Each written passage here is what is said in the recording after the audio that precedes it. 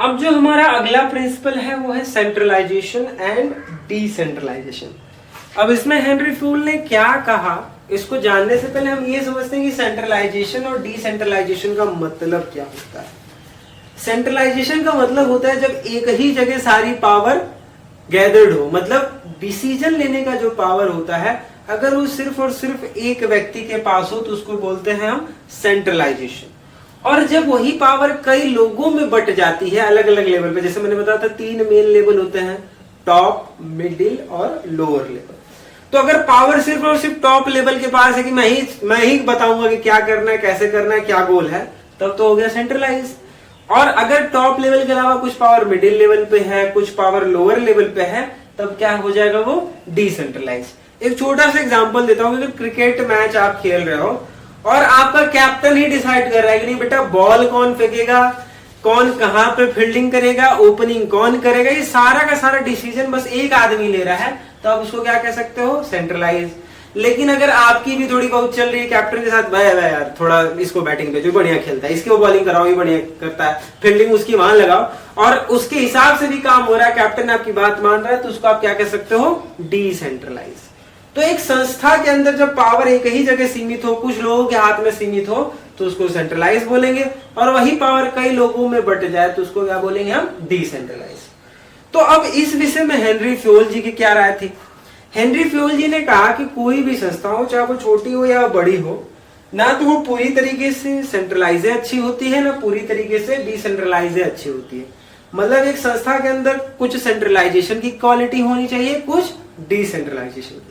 Henry fuel ने कहा जो मेन डिसीजन है, जो मेजर डिसीजन है, उसको क्या करना चाहिए, सेंट्रलाइज कर देना चाहिए। जैसे कंपनी का गोल क्या होगी, कंपनी की पॉलिसीज क्या होंगी, रूल्स एंड रेगुलेशंस क्या होंगे, इस तरह के जो मेन डिसीजंस है उनको क्या करो भैया, सेंट्रलाइज कर दो, उनको कुछ लोगों को दे दो।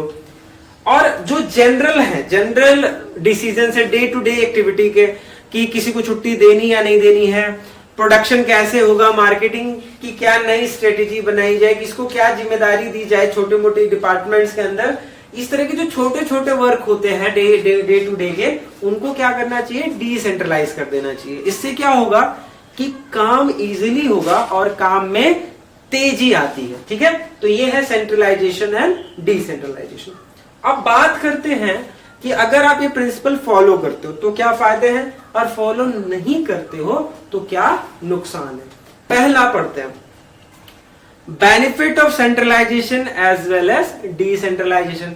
अगर आप इस प्रिंसिपल को फॉलो करोगे तो आपकी संस्था को दोनों का मजा मिलेगा। ठीक है, वो सेंट्रलाइजेशन का भी मजा लेगी और डिसेंट्रलाइजेशन का। मतलब जो मेन पावर है भाई टॉप लेवल को बस उससे मतलब है, एकदम मस्त बैठी हुई, जब जरूरत होगी तब वो डिसीजन लेगी। और डिसेंट्रलाइजेशन का क्या होगा कि जो छोटे छोटे काम है वो काम आपके आराम से चलते रहेंगे। जैसे होता है ना, क्लास के अंदर मॉनिटर बनाया जाता है, क्लास टीचर का पूरा पावर होता है, लेकिन क्लास टीचर एक मॉनिटर भी बनाता है कि भाई किसी को वॉशरूम जाना है, किसी को पानी पीने जाना है, तो तुम पावर रखो। अब हर बात के लिए क्लास टीचर से मत पूछने चले आना कि भैया सर मुझे जाना है, यहाँ जाना है, सर मुझे वहां जाना है। तो उसके लिए वो अपनी पावर को क्या करता है, क्लास मॉनिटर के साथ शेयर कर देता है, तो वो डिसेंट्रलाइजेशन हो जाता है। तो अगर आप ये प्रिंसिपल फॉलो करोगे तो दोनों काम हो जाएंगे आपकी संस्था के, सेंट्रलाइजेशन का भी मजा लेंगे और आप डिसेंट्रलाइजेशन का भी मजा लेंगे। दूसरा है fast decision at operational level and strict control by top level. और भाई ऑपरेशनल लेवल पे जल्दी जल्दी डिसीजन होगा। सपोज करो कि बाथरूम जाना है नहीं जाना है, पानी पीना है या नहीं पीना है, बाहर निकलना है नहीं निकलना है, अगर ये सारी की सारी पावर प्रिंसिपल सर के पास चली जाए तो क्या होगा। किसी को वॉशरूम दबा के लगी हुई है, उसको अब क्या करना, जाना है प्रिंसिपल साहब से परमिशन लेने। इतनी देर में तो बहुत कुछ हो सकता है, कुछ सूखा कुछ गीला हो सकता है, तो प्रॉब्लम आएगी कि नहीं आएगी। लेकिन आप इमरजेंसी वाले केस में डिसेंट्रलाइजेशन है तो पता है परमिशन कौन देगा, लेके भगो। अब वहां पे आपको मेन बॉडी के पास नहीं जाना है, तो डिसीजन मेकिंग थोड़ा सा फास्ट हो जाता है और कंट्रोल किसका रहता है, टॉप लेवल अपना कंट्रोलिंग पे ध्यान देगा और रेगुलर वर्क पे जो है मिडिल लेवल और लोअर लेवल ध्यान देंगे, तो काम इजी हो जाता है। अब इसकी कॉन्सिक्वेंसेस क्या है भैया, कि अगर तुम फॉलो नहीं करते तो क्या क्या बवाल काटोगे। पहला है complete centralisation will result in delay in decision. अब पूर्णतः अगर सेंट्रलाइजेशन कर दोगे, मतलब मान लो स्कूल है, स्कूल में सारी पावर प्रिंसिपल सर और मैनेजर सर के पास हो बस, तो क्या होगा, अब बेचारे ओवरबर्डन हो जाएंगे, मतलब दिन भर उनके पास किसी ना किसी काम के लिए जो है जाते रहेंगे एप्लीकेशन। तो अब हर काम को नहीं देखना है, तो एक एक करके देखेंगे तो क्या होगा कि काम में लेट होगा। किसी को छुट्टी भी चाहिए कि sir tomorrow I will be on leave, अब एप्लीकेशन दे के आया, अब उसको छुट्टी मिलेगी या नहीं मिलेगी, एप्लीकेशन देखते देखते जो है छुट्टी हो गई स्कूल की, तो क्या होगा, बेचारे की छुट्टी तो रहेगी क्योंकि सर तो देख ही नहीं पाए थे। तो सेंट्रलाइजेशन के केस में क्या होता है ना कि जो अगर पावर सिर्फ एक आदमी के हाथ में है तो काम में डिले होने लगता है, डिसीजंस में डिले होने लगता है। ठीक है, फिर एक complete decentralisation will result in misuse of authority. और पूरी की पूरी डिसेंट्रलाइजेशन भी अगर आप रखते हो तो बड़ा बवाल है। जैसे अगर क्लास टीचर पूरी की पूरी पावर दे दे कि चल बेटा तुमको मॉनिटर बताता हूँ और तुमको अपनी सारी पावर देता हूँ, मतलब मेरे ऑप्शन से सारे काम करोगे तो मॉनिटर क्या करेगा, ये सर नहीं आया तो कॉपी भी चेक कर देगा, सर नहीं आया तो अटेंडेंस भी ले लेगा, सर नहीं आया तो फाइन भी बटोर के रख लेगा धीरे से, तो मिसयूज कर लेगा अपनी पावर का। पता चला किसी के साथ 36 चल रहा है तो अपनी पावर का इस्तेमाल करके उसको सबक भी सिखाने लगेगा। तो डिसेंट्रलाइजेशन में पूरा है तो बवाल है। तो हेनरी फ्यूल ने कहा कि ना पूरा सेंट्रलाइजेशन ना पूरा डिसेंट्रलाइजेशन, संस्था में क्या होना चाहिए, दोनों होना चाहिए। ठीक है, जो मेजर डिसीजन है सेंट्रलाइज करो और जो जनरल डिसीजन है उनको डिसेंट्रलाइज करो। चलो अब ये अगला है principle of scalar chain. Scalar chain मतलब सिक्कड़ देखा है ना, सिक्कड़ के साथ क्या होता है, एक सिक्कड़ दूसरे से जुड़ा होता है, ऐसे ऐसे करके एक दूसरे के साथ वो जुड़े होते हैं, इसी को चेन बोलते हैं, स्केलर चेन। तो प्रिंसिपल ऑफ स्केलर चेन में हेनरी फ्यूल जी ने कहा ना कि जो कम्युनिकेशन का सिस्टम होता है, मतलब एक व्यक्ति से दूसरे व्यक्ति तक जो मैसेज पहुंचाना होता है वो एक सिस्टम से फॉलो होना चाहिए। जैसे एक चेन दूसरे चेन से जुड़ा होता है, तो मुझे अगर कोई मैसेज कम्युनिकेट करना है अपने सुपीरियर लेवल पे, तो मैं क्या करूंगा, पहले अपने सुपीरियर को बताऊंगा, वो अपने सुपीरियर को, अपने सुपीरियर को, ऐसे कर करके मैसेज ट्रांसमिट होना चाहिए। जैसे एग्जांपल के तौर में समझाना चाहूंगा, सपोज करो ये ए है और ये ऐसे है, दो लेबल है और यहाँ पे मान लो जेड है, इसको कम्युनिकेट करना है, यहाँ पे कोई बंदा सी है, तो ये क्या करेगा, अगर इसके ऊपर ये दो लोग हैं वाई एन सपोज करो, तो जेड पहले वाई को बोलेगा, वाई एन को बोलेगा, ये इसको बोलेगा, फिर जाके सी को वो मैसेज कन्वे करेगा। मतलब स्केलर चेन में ये कि जेड को अगर सी से बात करना है तो उसे पूरी लेबल, मतलब डायरेक्ट नहीं जाके बात करेगा, इसमें वो पहले अपने हेड को बताएगा, वाई अपने हेड को एन को बताएगा, एन अपने हेड ए को बताएगा और फिर ए के द्वारा मैसेज सी को कन्वे होगा। और ऐसा क्यों बोला है उन्होंने ऐसा इसलिए बोला कि जब आप एक सिस्टम को फॉलो करते हुए कम्युनिकेट करोगे तो क्या होगा कि हर व्यक्ति को पता होगा कि मैसेज क्या है, हर व्यक्ति को जानकारी होगी कि किस विषय में चर्चा हो रही है या क्या टॉपिक है, तो इससे गैप कम्युनिकेशन के अंदर नहीं होगा। जैसे स्कूल में आप पढ़ते हो तो स्कूल में छुट्टी की नोटिस वगैरह आती है, तो आप देखते होगे कि प्रिंसिपल सर नोटिस निकालते हैं तो सारे टीचर्स को आता है, फिर टीचर्स बच्चों को बताते हैं, तो एक सिस्टम होता है। अब पता चला प्रिंसिपल सर बच्चों को बता दिए, टीचर्स को नहीं बता, तो क्या होगा कि बच्चों को तो पता है कि छुट्टी है लेकिन टीचर्स को पता ही नहीं कि छुट्टी है कल। ठीक, तो कम्युनिकेशन गैप हो जाएगा। तो प्रिंसिपल ऑफ स्केलर चेन में यही हेनरी फ्यूल ने कहा कि जब आप एक स्केलर चेन का फॉर्मेट फॉलो करोगे तो कम्युनिकेशन गैप नहीं होगा, कोई भी नहीं छूटेगा, सबको पूरी जानकारी रहेगी, हर कम्युनिकेशन जो है हर लेवल से होके गुजरेगा। लेकिन एक बात उन्होंने और कही कि जब अगर कोई इमरजेंसी हो, in case of any emergency, आपको ये सिस्टम फॉलो नहीं करना है। आप सीधे क्या कर सकते हैं, डायरेक्टली कम्युनिकेट कर सकते हैं, मतलब जेड इन लोगों को छोड़ के डायरेक्ट सी से बात कर सकता है। और इस सिस्टम को उन्होंने नाम दिया क्या, गैंग प्लैंक। क्या नाम दिया, गैंग प्लैंक। ये एकदम ध्यान से रखिएगा, ये इंपॉर्टेंट है, ये अक्सर पूछा जाता है कि गैंग प्लैंक क्या होता है। मतलब scalar chain of communication system में अगर कोई इमरजेंसी वाला कम्युनिकेशन है, मतलब जिसमें आपके पास इतना समय नहीं है कि आप वाई को बताएं, वाई एन को, एन ए को, ए सी को बताएं, इतना टाइम अगर नहीं है तो आप डायरेक्टली पहुंच सकते हैं उनको बताने के लिए। ठीक है, और उस सिस्टम को इन्होंने नाम क्या दिया, गैंग प्लैंक। और ये सिस्टम कब फॉलो करना है, जब इमरजेंसी हो। ठीक है, तो ये था प्रिंसिपल ऑफ स्केलर चेन। अब इसके पॉजिटिव क्या है, अगर आप सिस्टम को फॉलो करते हैं तो इसके पॉजिटिव इंपैक्ट्स क्या है और कॉन्सिक्वेंसेस क्या है। सबसे पहले बात करते हैं हम पॉजिटिव की।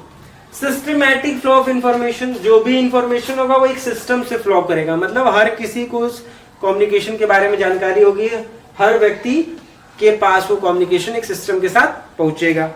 दूसरा, नो कम्युनिकेशन गैप।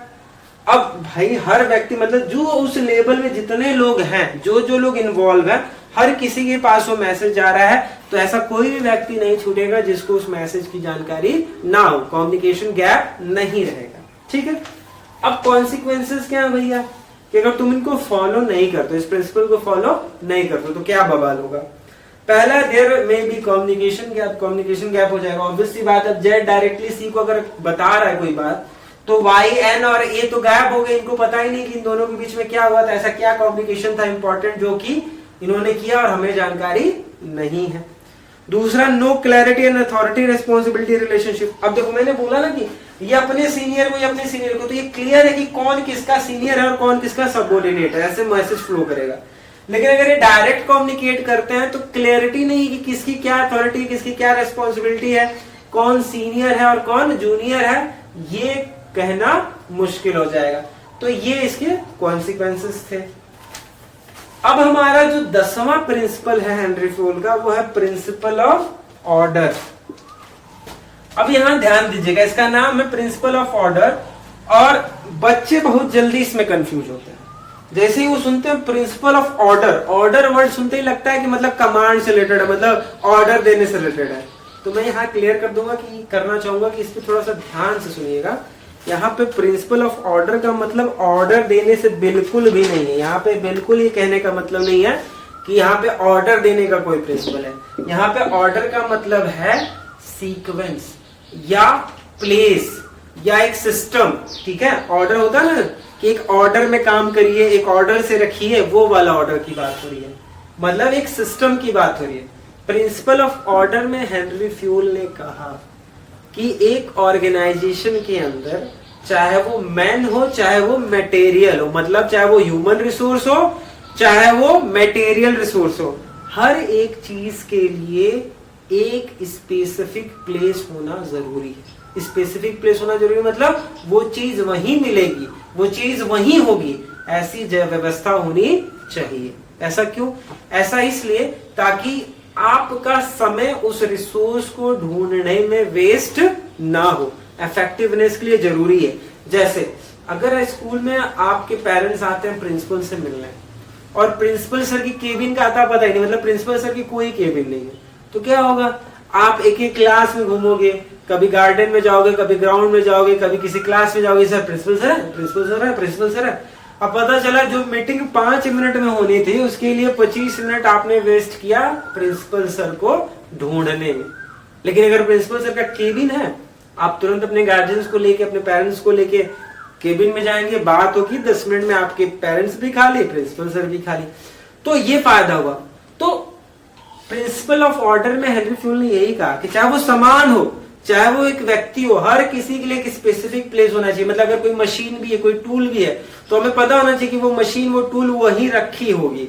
अगर कोई मशीन, तो हमें पता होना चाहिए हाँ वो अलमारी है, इस अलमारी में इस वाले बोर्ड के अंदर ऐसे करके रखी हुई है। तो क्या होगा कि हम बिना टाइम वेस्ट किए हम जाएंगे, आराम से उसको लेके चले आएंगे।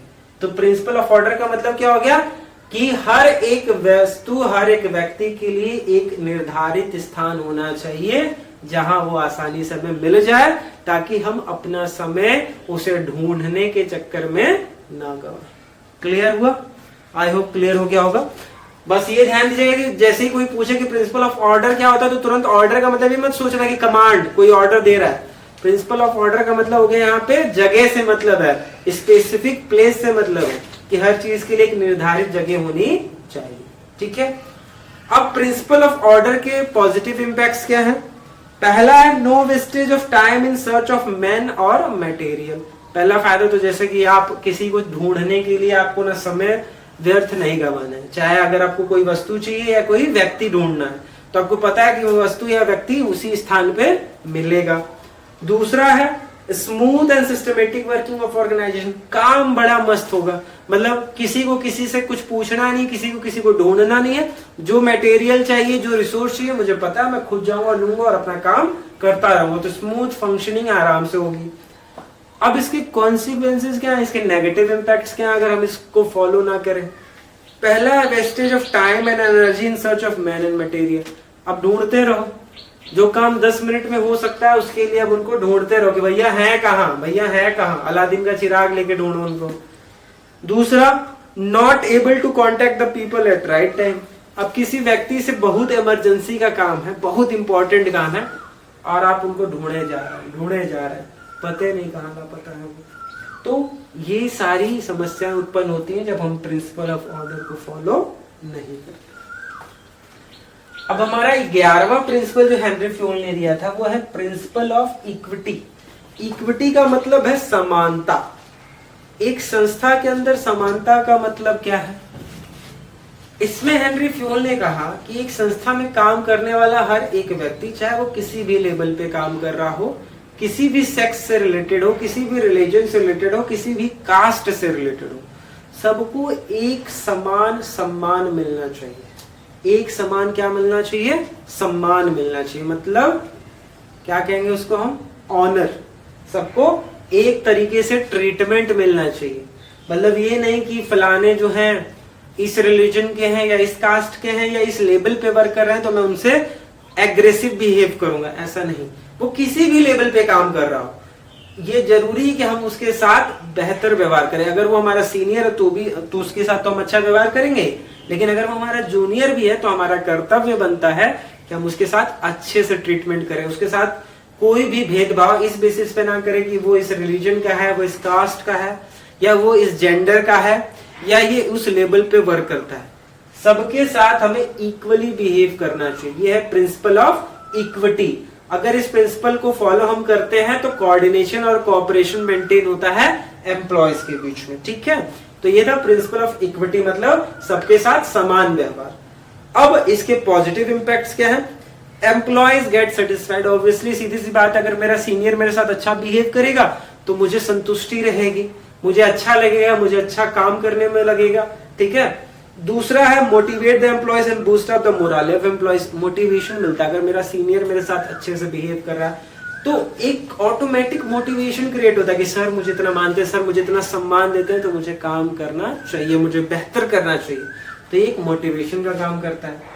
अब इसकी कॉन्सिक्वेंसेस की अगर हम बात करें कि अगर इस प्रिंसिपल को हम फॉलो नहीं करते तो क्या कॉन्सिक्वेंसेस होंगे? पहला है डिससेटिस्फैक्शन इन एम्प्लॉयज। एम्प्लॉयज डिससेटिस्फाई होंगे। मतलब अगर मैं अपने सबऑर्डिनेट के साथ मिसबिहेव करता हूं तो भले उसे मुझसे रिएक्ट करे या ना करे, लेकिन उसके अंदर एक डिससेटिस्फैक्शन होगा और वो मेरी जो है रिस्पेक्ट नहीं करेगा। वो गुस्सा रहेगा उसके अंदर कि ये सर मेरे साथ ऐसे बिहेव करता है, उनका बिहेवियर अच्छा नहीं है, और हमेशा वो काम में इंटरेस्ट नहीं लेगा, डीमोटिवेट होगा। इंक्रीज इन टर्नओवर, और तीसरा है unhealthy relation between superior and subordinate. मतलब ये सारी समस्या उत्पन्न होंगी। सुपीरियर सबऑर्डिनेट रिलेशनशिप अच्छा नहीं होगा, वो आपके दिए हुए ऑर्डर्स को मन से फॉलो नहीं करेगा। इस तरह की बहुत सारी समस्याएं ये प्रिंसिपल ना फॉलो करने की दशा में होती है। अब हम बात करते हैं 12वें प्रिंसिपल की, जो है कि stability of tenure of personal. ये भी बड़ा इंपॉर्टेंट है। Stability of tenure. टेन्योर का मतलब होता है अवधि, और स्टेबिलिटी का मतलब होता है स्टेबल, मतलब जो कि चेंज ना हो, unchangeable. Stability of tenure of personal में हेनरी फ्यूल ने क्या कहा?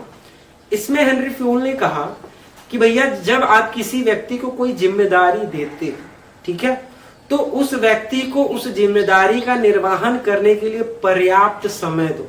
ठीक है, क्या दो? पर्याप्त समय दो, टाइम दो कि बेटा ये तुमको जिम्मेदारी दी जाती है, तुम आराम से इस काम को करो, बेहतर से बेहतर करो। उसको रेगुलर आप ट्रांसफर या उसको एक जगह से दूसरी जगह मत भेजिए, या उसको सस्पेंड मत करिए, उसको जो है आप किसी और काम में मत लगाइए। उसको आपने जो जिम्मेदारी दी हुई है उस जिम्मेदारी को पूरा करने के लिए पूरा समय दीजिए। ऐसा क्यों? ऐसा इसलिए कि अगर आप किसी व्यक्ति को कोई काम देते हो तो शुरू में उस व्यक्ति को किसी जिम्मेदारी के साथ एडजस्ट होने में थोड़ा सा वक्त लगता है। फिर जब तक वो काम सीख रहा होता है तब तक आप अगर उसको ट्रांसफर कर देते हैं या टर्मिनेट कर देते हैं तो इसमें संस्था का नुकसान होता है, क्योंकि वो व्यक्ति अभी अपना 100% देने ही वाला था, तब तक आपने उसको क्या किया? हटा दिया उस काम से। अब किसी और नए व्यक्ति को लाएंगे तो वो नया व्यक्ति भी अभी शुरू में क्या करेगा? माहौल के हिसाब से ढलने में समय लेगा, थोड़ा सा एडजस्ट करेगा, काम को समझेगा, करने की कोशिश करेगा। तो इसमें कंपनी का क्या नुकसान है कि कंपनी रिसोर्सेस का नुकसान कर रही है, वो अपने मैन पावर का 100% नहीं ले पा रही। सपोज करो जैसे मैं पढ़ा रहा हूं और अगर मुझे पता है किसी नई संस्था को मैं ज्वाइन करता हूँ, किसी नए स्कूल में जाता हूँ, तो ऑब्वियसली मुझे उस स्कूल की इन्वायरमेंट के साथ एडजस्ट होने में टाइम लगेगा, बच्चों को समझने में टाइम लगेगा, मैनेजमेंट को समझने में टाइम लगेगा। एक आध महीने बाद मैं कंफर्टेबल वे में आ पाऊंगा और मैं अच्छे से पढ़ाना शुरू करूंगा। अब समझो कि मैं 1 महीना मैंने लिया और मैं भी कंफर्टेबल हुआ ही था, तब तक मैनेजमेंट ने मुझे हटा दिया। क्या होगा कि इसमें मैनेजमेंट का सबसे ज्यादा लॉस होगा, क्योंकि मैनेजमेंट अपना वो 1 महीने का जो रिसोर्स उसने वेस्ट किया, जो मुझे समय दिया, वो भी किसी काम में नहीं आया। मेरी जगह किसी और व्यक्ति को भी लाएगा तो वो व्यक्ति भी अभी धीरे धीरे काम को सीखने में समय लगाएगा। पहला नुकसान तो ये। दूसरा क्या कि जब आप स्टेबिलिटी ऑफ टेन्योर नहीं रखते हो, किसी भी व्यक्ति को उस काम पे रखोगे तो वो मन से काम नहीं करेगा। क्यों? क्योंकि उसके मन में हमेशा एक ये डर रहेगा कि हो सकता है कि 10 दिन बाद 15 दिन बाद मुझे हटा दिया जाए। तो वो कभी भी अपना 100% नहीं देगा, वो बस ऐसा फॉर्मेलिटी करेगा कि बस 10 दिन की बात है, 10 दिन बाद तो मुझे हटाया जा सकता है, तो टाइम पास करो यार, 10 दिन बिताते रहो। लेकिन अगर मुझे पता है कि पूरे साल मुझे बिजनेस पढ़ा के रिजल्ट देना है, तो मैं क्या करूंगा, अपना 100% उसमें देने की कोशिश करूंगा। ये था stability of tenure of personal. अब इसके बात करते हैं पॉजिटिव जो है इंपैक्ट्स की, कि क्या फायदा है इसके। पहला है एम्प्लॉयज गेट सेटिस्फाइड। भाई स्टेबिलिटी ऑफ टेन्योर में क्या फायदा है कि एम्प्लॉयज हमारे क्या रहेंगे, सेटिस्फाइड रहेंगे अपने काम से। दूसरा है improve efficiency level of employees. अब जब मैं स्टेबल होके काम कर रहा हूं, मैं काम सीख चुका हूं, काम की अच्छी नॉलेज हो चुकी है मुझे, तो मैं पूरा एफिशिएंसी के साथ काम करूंगा। मतलब शुरू में भले मैंने वेस्टेज किया, लेकिन अब मैं कम वेस्टेज करूंगा और ज्यादा प्रोडक्शन करूंगा। ठीक है। इसके कॉन्सिक्वेंसेस की बात अगर हम करें कि अगर हम इस प्रिंसिपल को फॉलो नहीं करते, ठीक है, रेगुलर टर्मिनेशन या ट्रांसफर करते हैं एम्प्लॉयज का, तो क्या क्या कॉन्सिक्वेंसेस होंगे। पहला कॉन्सिक्वेंस है wastage of resources in learning the new job. पहला जो मैंने बताया कि नया एम्प्लॉय आएगा, वो भी समय लेगा, वेस्ट करेगा रिसोर्सेज सीखने के लिए। अगर आप उसको हटाते फिर किसी और को लाते तो वो फिर आपका रिसोर्स वेस्ट करेगा, समय लेगा। ठीक। दूसरा frustration and dissatisfaction among employees. Employee satisfied नहीं रहेंगे, उनको डर हमेशा सताता रहेगा कि आज है कल हो ना हो। ठीक है, तो वो मन से काम नहीं करेंगे। ये इसके कॉन्सिक्वेंसेस थे। अब अगले प्रिंसिपल की तरफ हम बढ़ते हैं। अगला प्रिंसिपल है हमारा इनिशिएटिव। इनिशिएटिव का मतलब क्या है? हेनरी फ्यूल ने इनिशिएटिव में कहा कि एक मैनेजर को अपने एम्प्लॉयज को मोटिवेट करना चाहिए, कि एम्प्लॉयज अपनी तरफ से किसी वर्क में सजेशंस दे, किसी वर्क में अपनी तरफ से आइडियाज दे। इससे क्या होगा कि एम्प्लॉयज मोटिवेट होता है काम करने के लिए। अगर आप उनको कोई काम करने के लिए खुद से इनिशिएटिव लेने के लिए प्रमोट करते हैं, तो क्या है कि अगर उनको मौका मिलेगा तो मोटिवेट होकर और इंटरेस्ट लेके काम करेंगे और मन से काम करेंगे। और अगर उनके कहे अनुसार कोई पॉलिसी फ्रेम होती है तो वो उस पॉलिसी को फॉलो करने के लिए अपना 100% देते हैं, क्योंकि उनको पता है कि वो पॉलिसी उनके कहने पे बनाई गई है। तो ये एक तरीके से मोटिवेशन का काम करता है, एक तरीके से एम्प्लॉयज को अपना 100% कंट्रीब्यूट करने में हेल्प करता है। तो इनिशिएटिव में हेनरी फ्यूल ने कहा कि हर एक मैनेजर को अपनी संस्था में प्रयास करना चाहिए कि वो अपने एम्प्लॉयज को मोटिवेट करे, कि वो अपनी तरफ से खुद से इनिशिएटिव ले सके। ठीक है। अब अगर इस प्रिंसिपल को फॉलो किया जाता है तो इसके पॉजिटिव इफेक्ट्स क्या है? Develop feeling of belongingness in employees.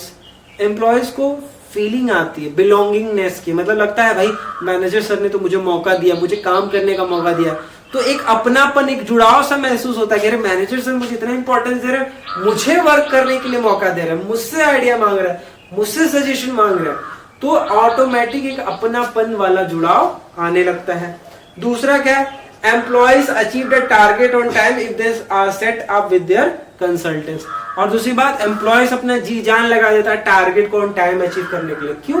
क्योंकि वो टारगेट एम्प्लॉय के सजेशन से ही जो है बनाया गया है, एम्प्लॉय के सजेशन से ही जो है सेट किया गया है। तो एम्प्लॉय अपना 100% देता है कि भाई मैनेजर सर ने मेरे कहने पे किया है तो ये मेरा दायित्व है कि मैं उसको अचीव करूं। ठीक है, ये थे पॉजिटिव इफेक्ट्स। अब कॉन्सिक्वेंसेस की बात करते हैं।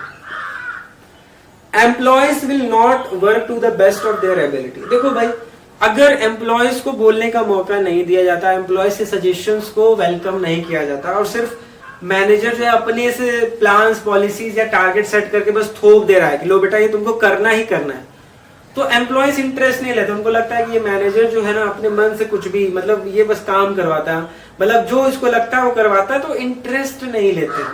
वो काम में उतना 100% अपना नहीं लगाते हैं। उनको लगता है तो तानाशाही वाला सिस्टम है, मतलब मैनेजर हमारी बात नहीं समझता, हमारी फीलिंग्स को नहीं समझता है, बस हमसे काम करवाता रहता है। तो इस सिचुएशन में डिससेटिस्फैक्शन का माहौल एम्प्लॉयज के अंदर क्रिएट होता है। दूसरा, demotivation among employees. Employees motivate नहीं होते, उनको लगता है कि हम अगर कुछ करना भी चाहेंगे अपनी तरफ से तो मैनेजर हमें परमिट नहीं करेगा, वो हमारे सजेशंस को, हमारे आइडियाज को वेलकम नहीं करेगा, क्या फायदा है। तो बिल्कुल मोटिवेट नहीं होंगे काम को करने के लिए या इनिशिएटिव लेने के लिए। ठीक है, अब हम आते हैं लास्ट हमारे प्रिंसिपल पे, जो कि 14th प्रिंसिपल है, एस्पिरिट डी कॉर्प्स। ये भी बड़ा इंपॉर्टेंट प्रिंसिपल है। एस्पिरिट डी कॉर्प्स में क्या है, हेनरी फ्यूल ने कहा कि भाई देखो, एक संस्था में हजारों लोग वर्क कर रहे होते हैं, लीडर एक ही होता है हर लेवल पे, तो उस लीडर के अंदर एक क्वालिटी होनी चाहिए कि अगर कोई टारगेट अचीव होता है, कोई सक्सेस हम अचीव करते हैं, तो वो अकेले खुद पे श्रेय ना ले, उसका श्रेय अपने सभी एम्प्लॉयज को दे। वो आई की जगह वी का यूज करे। ये नहीं कि ये मेरी वजह से हुआ, मैंने ये किया, नहीं। वो ये कहे कि जो टारगेट हमने अचीव किया है वो हम सबकी मेहनत से हुआ है। जैसे अगर हम मैच खेल रहे हैं, क्रिकेट खेल रहे हैं और हम मैच जीत जाते हैं और कैप्टन कहता है कि ये तो मेरी कैप्टेंसी थी, ये तो मैं था जो मैंने ये डिसीजन लिया, कौन बॉलिंग करेगा, कौन बैटिंग करेगा, कैसे फील्डिंग करनी है, क्या टारगेट सेट करना, बैटिंग करनी थी या बॉलिंग करनी थी, ये सब मैंने डिसाइड किया, तो मैच मेरी वजह से जीता गया है। तो क्या होगा, बाकी प्लेयर्स ऑटोमेटिकली क्या होंगे, डीमोटिवेट हो जाएंगे। अच्छा बेटा तू ही कुल गेला, मन का टाइम पास करता नहीं जा। तो ऐसी फीलिंग जब प्लेयर्स में आएगी तो अगले मैच में वो बिल्कुल मन लगा के नहीं खेलेंगे, बिल्कुल आप कैप्टन के कहने पे काम करेंगे, लेकिन वो जो 100%, वो जो मोटिवेशन के साथ वो अपना देते थे वो नहीं देंगे। तो अगर आप उनको ऐसे टीम मेंबर गैदर्ड करना चाहते हैं, उनको एक टीम में क्रिएट करना चाहते हैं, एक इंडिविजुअलिज्म में नहीं, उनको एक टीम बनाना चाहते हो, तो जरूरी है कि आप कभी आई ना यूज करें, आप उसकी जगह वी यूज करें। ठीक है, रिप्लेसिंग आई विथ वी। ये नहीं कि मैं नहीं, हम क्या बोलेंगे कि ये जो भी टारगेट, ये जो भी गोल हमने अचीव किया है, ये हम सबकी मेहनत का परिणाम है, ये सबने मिलके किया है, किसी एक व्यक्ति का नहीं है। और जब ही मैनेजर ऐसे करने लगते हैं तो ऑटोमेटिकली उनकी टीम बिल्डअप होने लगती है, लोग कोऑपरेट करने लगते हैं, कोऑर्डिनेशन होने लगता है, सभी मिलके काम करने लगते हैं, और ये बहुत इंपॉर्टेंट है गोल को अचीव करने के लिए। तो ये था एस्पिरिट डी कॉर्प्स। ठीक है, अब इसके पॉजिटिव इफेक्ट्स के बारे में हम बात कर लें। इसके पॉजिटिव इफेक्ट्स क्या है? इसका पहला पॉजिटिव इफेक्ट है डेवलप्ड टीम स्पिरिट। टीम की स्पिरिट क्रिएट होती है, मतलब सभी एकत्र, नहीं हम एक टीम है, हमें मिल के गोल को अचीव करना, और ये तभी आएगा जब हम उन्हें एज ए टीम ट्रीट करेंगे, जब हम सबको उसका श्रेय देंगे, नहीं हमने सबने मिलके ये गोल अचीव किया है। दूसरा है अचीवमेंट ऑफ ग्रुप गोल। अब भाई एक टीम जब मिलके काम करती है तो गोल को अचीव करेगी। ग्रुप गोल का मतलब जो ऑर्गेनाइजेशन का गोल है वही ग्रुप गोल कहलाता है। तो गोल को आसानी से एक टीम मेंबर की तरह, हम एक टीम की तरह अचीव कर सकते हैं। इसके कॉन्सिक्वेंसेस की अगर हम बात करें कि अगर हम इस प्रिंसिपल को फॉलो नहीं करते हैं तो क्या होगा। पहला है टीम गोल में not be achieve. Team goal हम अचीव नहीं कर पाएंगे, सभी अपना अलग अलग काम करेंगे। दूसरा है no team spirit and more stress on individualism. Team वाली स्पिरिट नहीं आएगी, सभी अपने अपने लिए तब काम करेंगे। सबको लगेगा कि ठीक है, तुमको लगता है कि तुम बेहतर कैप्टन हो, तो मुझे लगता है मैं बेहतर बॉलर हूं, और उसको लगता है कि वो बेहतर फील्डर है। तो सब जब अपने लिए काम करने लगेंगे तो गोल को अचीव करना बहुत मुश्किल हो जाएगा। तो टीम स्पिरिट के लिए जरूरी है कि हम एस्पिरिट डी कॉर्प्स का प्रिंसिपल फॉलो करें।